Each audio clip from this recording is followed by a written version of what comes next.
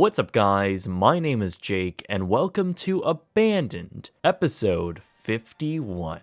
Today, I wanted to talk about the companion ship to the iconic SS United States. A ship I've already talked about in the past, which is still in Philadelphia abandoned, by the way. This ship, though, is every bit as special and iconic, but perhaps not for the reasons you may think.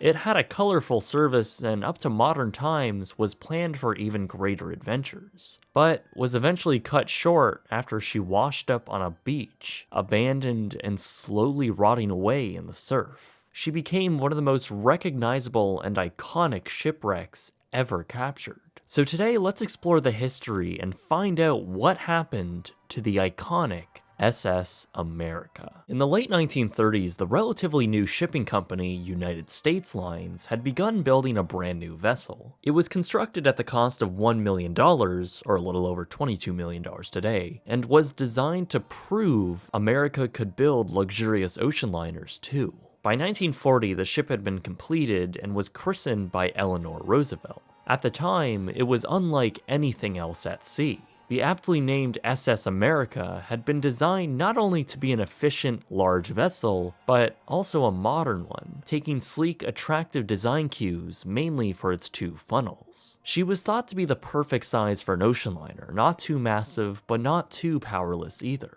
Within, her interior was also thought to have been just right. Interiors which, by the way, were some of the first at sea to have been designed by a woman. Weighing in at 26,000 tons, the SS America had 10 passenger decks, had a top speed of a quick 24 knots, and could carry over 1,200 passengers across 3 classes of cabins. So the SS America had set out on her maiden voyage out of New York City on August 5th, 1940, as an objectively beautiful vessel. This, however, didn't last long.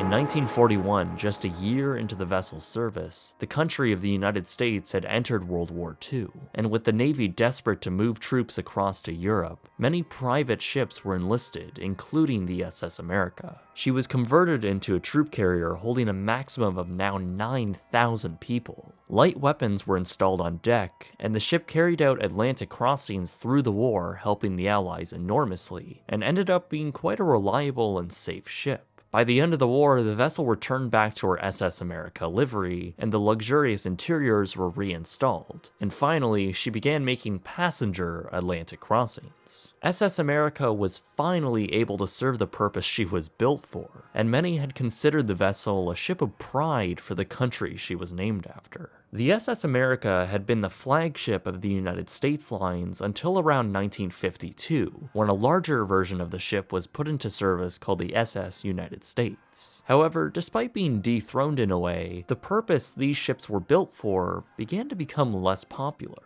Ocean crossings, mainly Atlantic crossings from New York to Southampton, began to fall out of favor to the public over using air travel. Especially now with the advance of jet planes, really, ocean liners became economically impractical. So through the early 1960s, the SS America had done few ocean crossings in comparison to cruises to the Caribbean. This fundamental change in travel and the size of America had ultimately led the United States Lines to sell the vessel in 1964. The ship was bought by a relatively new Greek shipping company called the Chandris Line. They were a new leisure cruise company buying up older ships to sail on the popular routes of Europe to Australia. Chandris Lines renamed the SS America to the SS Australis, the Latin word for Australia. They also changed the appearance of the vessel, removing its patriotic colors in favor of their logo and paint scheme. Australis underwent a dry dock refit, and over the course of a few years, the vessel sailed hundreds of voyages all around Australia, New Zealand, and Europe. Because of her heritage as well, the ship was the more popular one in the line and continued to please most new passengers. However, the aging ship and the rapidly changing cruise market had forced Chandris to make a hard decision. In June of 1978, they sold the SS Australis to Venture Cruise Lines for $5 million. The new American shipping company had high hopes to use the heritage and notability of their new ship to their advantage. They too had changed the ship's paint scheme to a more patriotic livery and changed the name back to the S.S America. They had been doing 2, 3, 4, and 5-day cruises out of the port of New York City. However, her new owners weren't exactly caring for the ship properly. Actually, despite the inspections of the hull coming back very positive, the new owners had let the ship get in horrible condition. Passengers who booked sailings described the interior as filthy with dirty sheets and piles and trash everywhere.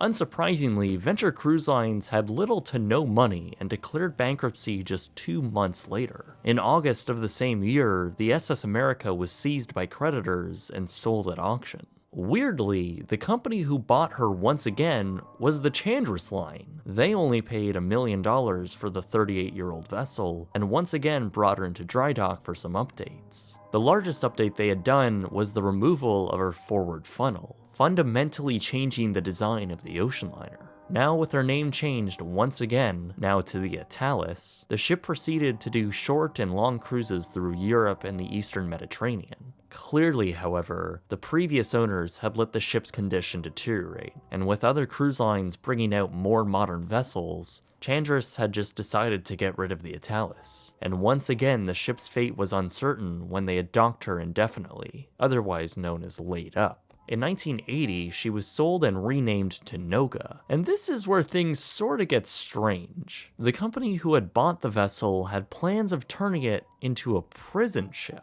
Meanwhile, back in the United States, rumors began circulating of returning the ship to New York as a floating hotel. None of these materialized though, and the ship remained idle and rotting away, with the future of scrapping becoming more and more like a certainty. The ship had been floating abandoned in a bay in Greece for several years at this point, with the exterior in horrible condition. The upper decks had been rusting with wood rotting away. The interior, however, was left untouched, now a time capsule from the ship's former ocean-going days. In 1984, the vessel was sold once again to a ferry company who once again changed the name to the Alfredos. Still, with no real use, the ship rotted away until 4 years later when a bilge pipe had burst, allowing water to enter the vessel. After severely listing, the ship was quickly saved and had the water pumped out. But this had seemed to be the final straw. A scrapyard soon offered $2 million, which was accepted by her owners. After over 12 years of being laid up, work finally began dismantling smaller objects like lifeboats around the vessel, preparing for the ship's main scrapping. Incredibly though, in 1992, the ship was bought out and saved from its scrapping fate by a company based out of Thailand. Their plan was to save the historic vessel and permanently place it in the city of Phuket as a 5-star floating hotel. This was a future finally fitting for such an iconic vessel, and her name was finally changed for the last time under the S.S American Star. The vessel soon entered a 2-month-long dry dock to prepare the ship for its long journey to Thailand. However, no one foresaw what was actually going to happen. Finally, after sitting abandoned for over 14 years, the vessel left Greece on December 31st, 1993. Since the American Star couldn't operate under her own power, the ocean liner was being towed by a tugboat, with an enormous distance to travel which would have taken over 100 days to complete. Through the next few days, the tow had been uneventful and smooth, successfully navigating through Gibraltar and approaching the Canary Islands. However, on the evening of January 17, 1994, the weather had significantly changed as both ships entered a violent storm. Through this, the tow line had snapped. In the pitch black during the storm, the tugboat's crew had boarded the American Star in an attempt to reattach the line. However, after several failed attempts and other tugs called out to assist, the crew eventually had to be rescued by helicopter off the American Star. They were forced to abandon it. The ship was now drifting on its own. At 6:15 a.m. on January 18th, the S.S American Star had washed up on the beach upon the island of Fuerteventura. The vessel was fully intact, appearing to have no hull damage as it ran aground on a sandbar. However, while the owners and insurance company had discussed what to do and if it was even possible to save the ocean liner, the brutal winter waves slamming against the 722-foot ship had taken its toll. The hurricane-force wind and the colossal waves had fatigued the steel superstructure, and the American Star had split in two, just behind the aft funnel. This was the final blow to the ship's fate. It was almost immediately deemed a total loss by the insurance company, and the owners had left the vessel to the elements. Over the next few months, the wreck had attracted many onlookers and even looters. Locals on the island had even gone to the lengths of creating a zipline tether to help carry off anything valuable from the ship. As months and years passed with violent and powerful winter waves crashing against the wreck, the side of the split vessel in the direction of the crashing waves showed an incredible visual difference to the deterioration from one side to the other. The stern was in much dire shape though, and in 1996, the 344-foot section of the ocean liner had collapsed into the sea, leaving the bow section still standing. Incredibly, the bow actually remained pretty sturdy over the next few years, posing as a pretty iconic and kind of unbelievable monument. Because of the rough waves and the strong current the ship had been resting in, getting to the actual wreck was quite dangerous. Over the years, several people attempting to swim out to the vessel had died, and various others needed to be airlifted off the wreck once they got on board. On the starboard side of the vessel, a steel ladder was welded to the hull during the ship's dry dock in the early 90s, so getting on board was simple and definitely possible, yet very dangerous. They all had showcased incredible and rare perspectives and the creepy interiors of the vessel. The only other visual documentation actually came from a German documentary called Das Wreck der Amerika, who actually filmed the interiors of the ship. The documentary also showed rare footage from on board just after the stern section had split apart. They also documented the sparse cabins and the water slamming through the blown-out portholes. The former illustrious dining room was now nothing more than a rotting shell, and the main promenade had become a rusting, dirty death trap. As part of an art project for the film, the crew had actually brought floodlights and generators aboard to illuminate the ghost vessel one last time. A very fitting and emotional end to the vessel's tragic service. By 2004, the bow continued to stay upright, with the water below eroding away her cargo hold number 1, making the remaining 300-foot section of the ship extremely top-heavy. By 2005, the S.S American Star had fallen over on her port side, by now quickly eaten away by the waves. Over the next 5 years or so, the wreck slowly disappeared beneath the surf, and by around 2014, there was nothing left.